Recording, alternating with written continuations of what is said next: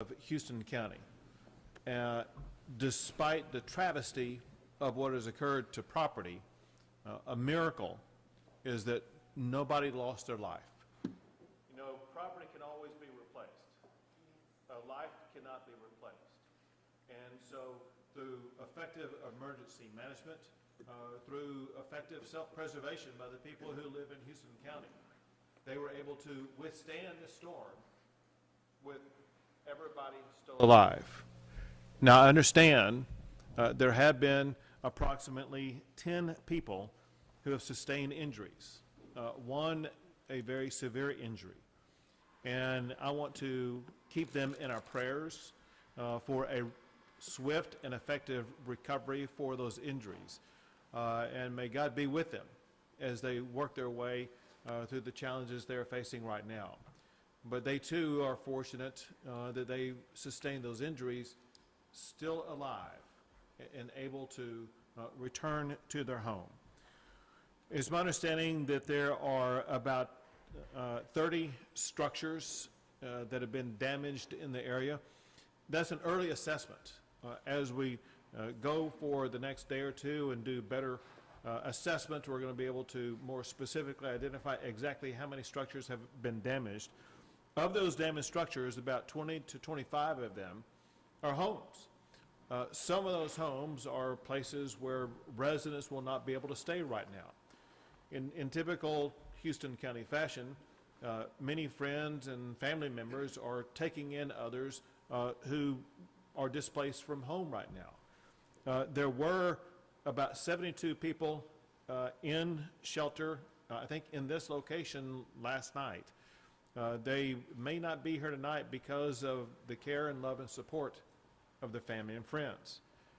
At this time, we're not able to predict exactly how long it will be before these people will be able to return to their homes. Some may have lost their home altogether. Others may need minor repairs. Others may merely need the power to come back on. So hopefully we will be getting most of these people back into their homes very quickly. That said, as the mayor told me earlier in a meeting, she said that the reality is that most of these people are still in shock. And it's going to take a few hours, if not a few days, for people to come to a reckoning about what exactly has happened and what they need to grapple with and what they need to do in order to take next steps forward.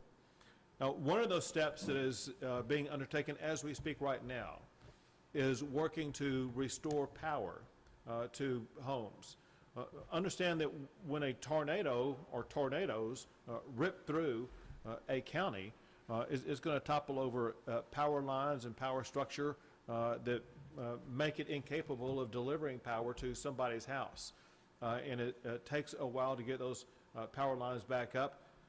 Encore says that they should be able to complete their operations perhaps as early as by midnight tonight. There will be a segment of homes that receive power from Houston County Electric Co-op.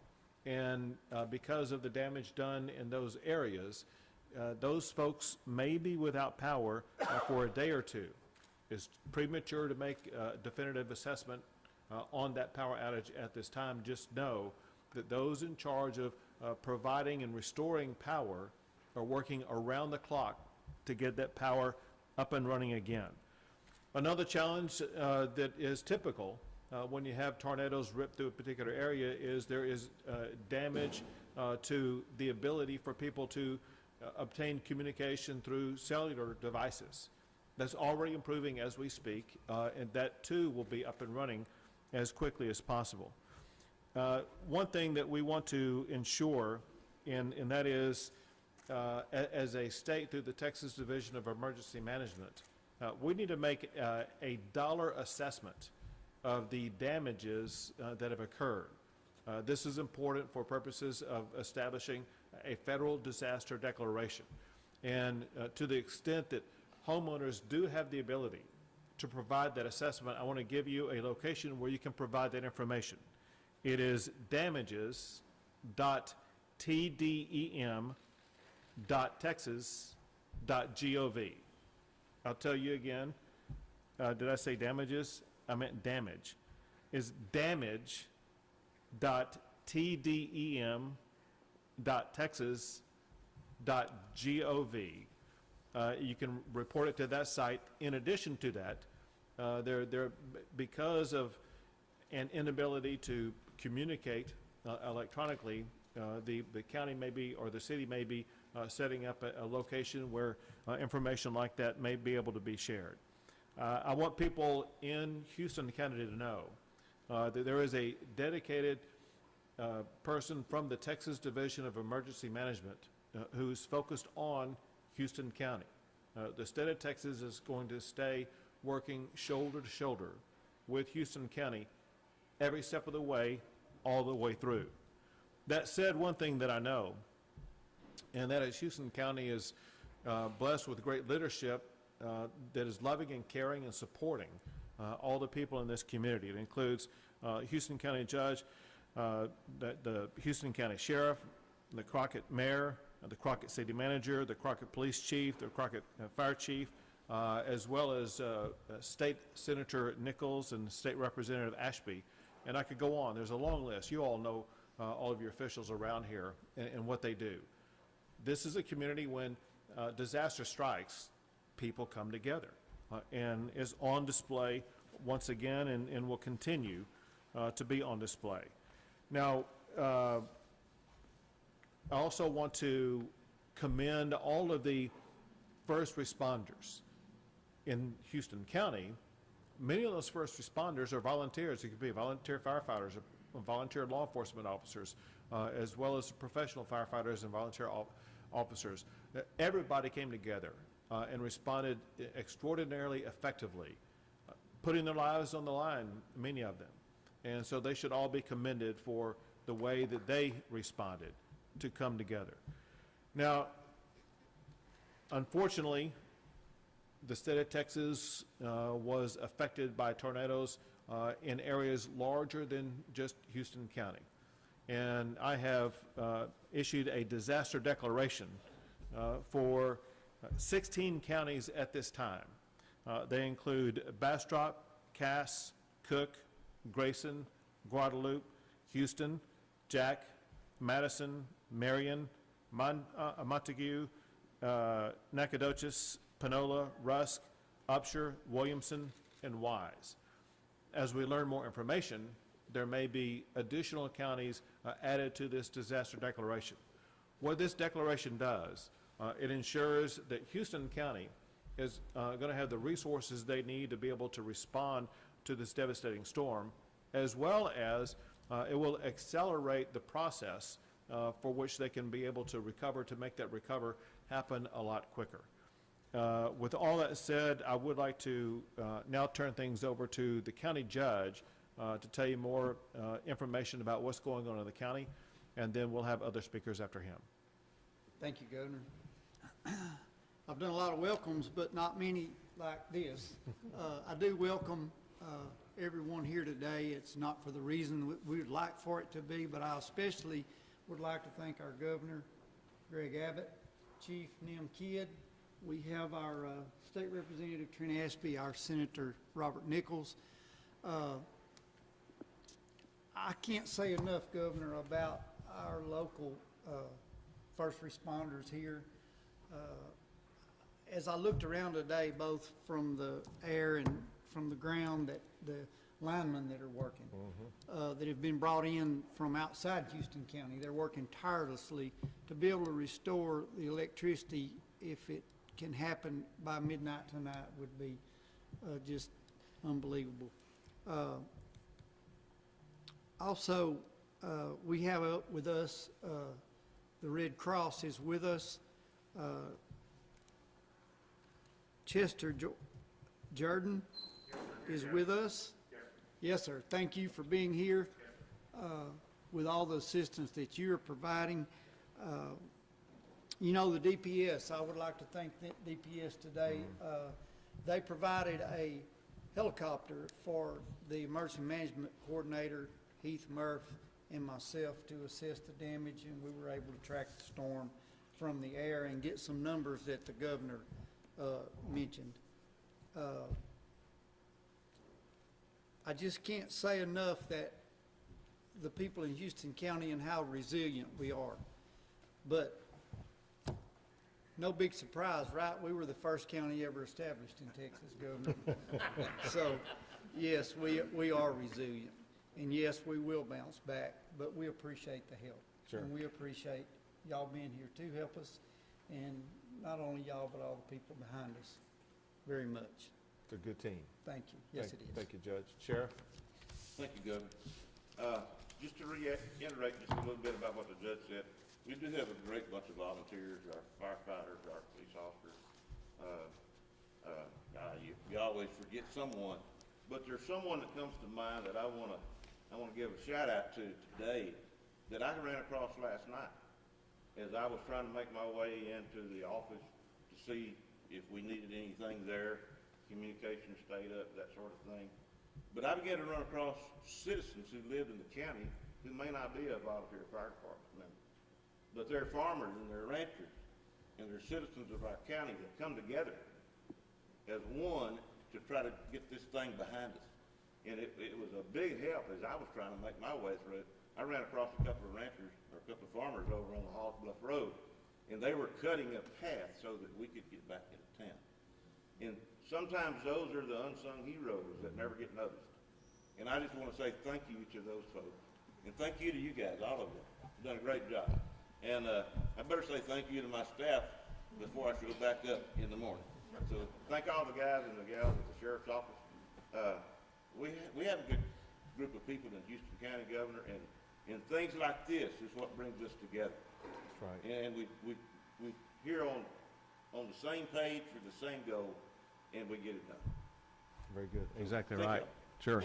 Mayor? I think you're right, Governor, we do appreciate you being here so much. I guess one thing that I can speak to is other people, how blessed we are. When I went through and saw all the things that had happened earlier, I was just so grateful to God that no lives had been lost. And not only that, the response, as has been mentioned, about how all the people have come together, and it's really, we know we have needs, but there's kind of a mass at this point because everybody's giving a lot of things. But one of the things that we want to ensure is that through proper coordination with all of these responders and all of the people that are going to be in designated places, that it shouldn't be a need that goes unmet simply because we amassed a lot of things but didn't distribute them. So what we want to say is that we're about people. We're about restoration, and not only that, we're about ensuring that you don't lose your spirit, you don't lose your confidence, that you know that there's always someone here to support you. And so we're really proud of all of the things that have gone forward, and we're looking forward to just a well-organized recovery, long-term, and then we'll pick up and continue to do the great things that we're capable of. Thank you so much, and all of the support staff. Thank you, Chief Gibb. Thank you, Governor. We never can thank our responders enough. In an era of volunteerism decline, it is very refreshing to know that there's so many people out there willing to just stop what they're doing and help another, and I'm very grateful for that. Life safety will always be our #1 priority. As we've established the life safety requirements for this community, we will start working on property conservation, the cleanup, the pickup of those homes, start to do the debris removal. We need people, if they have insurance, to call their insurance company for businesses or for their homes and start that insurance claim process, and that will help us with the damage assessments. If we meet our thresholds for federal assistance, it is on the uninsured loss for homes and for the government structure. So we'll be working very close with the local teams to make that happen. And then finally, I'd just like to thank the phone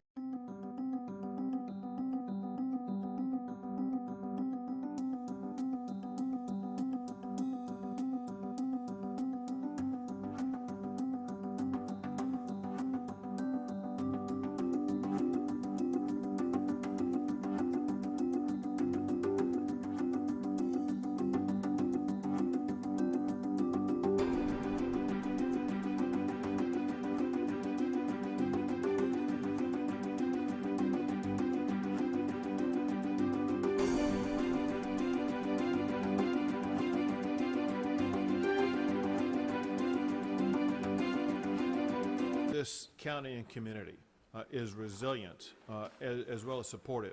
Everybody at this table, everybody standing behind us, people who are not in this room right now, stand ready to assist anybody who's been victimized by the storm in any way whatsoever, whether it be with housing, with shelter, with food, with water, whatever supplies they need, health care, whatever need anybody has as a result of this storm, we have the capability of delivering that support for them. We want everybody to get back on their feet as quickly as possible. We will help them do that. Next question.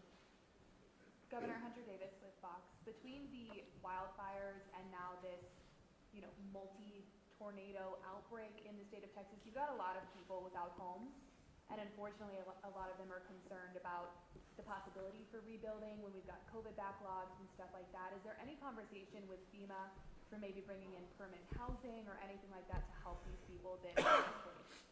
So I'll answer in part, and I think Chief Kidd wants to answer in part. First, let me address this, and that is you brought up the fact that there are multiple disasters happening in different locations across the state of Texas. It's important for people of the state of Texas to know that the state has abundant resources to be able to respond to all of these disasters. We are simultaneously helping people who've been victimized by tornadoes, as well as those victimized by fire, as well as candidly dealing with a blizzard up in the Panhandle. And so whatever the weather, whatever the location, the state of Texas is ready to step up and help. Thanks to the members of the legislature who are with us today, the state of Texas has the resources to be able to respond to all of these disasters.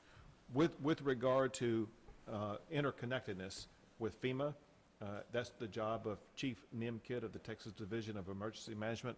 I'll have him answer that question.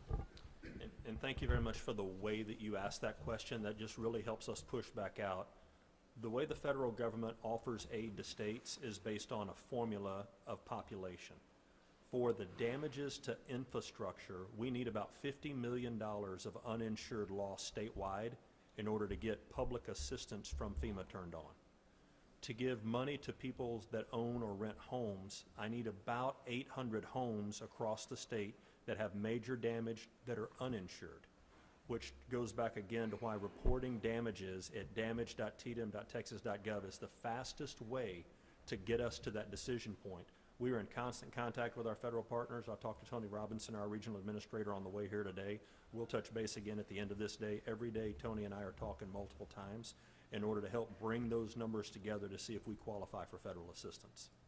If we don't, then I know it's our volunteer organizations active in disaster that are already here in this county helping clean up and will help rebuild as well that we will lean on heavier in order to help people get back as fast as they can.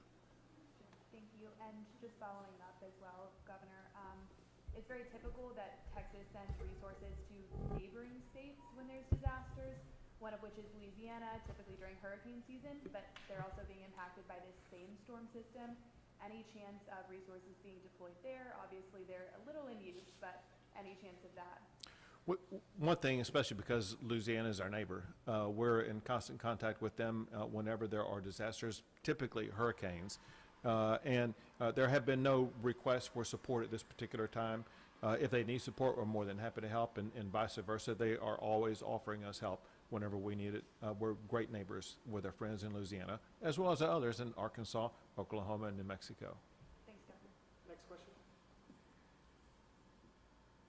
No more? All right, thank you. Thank you all.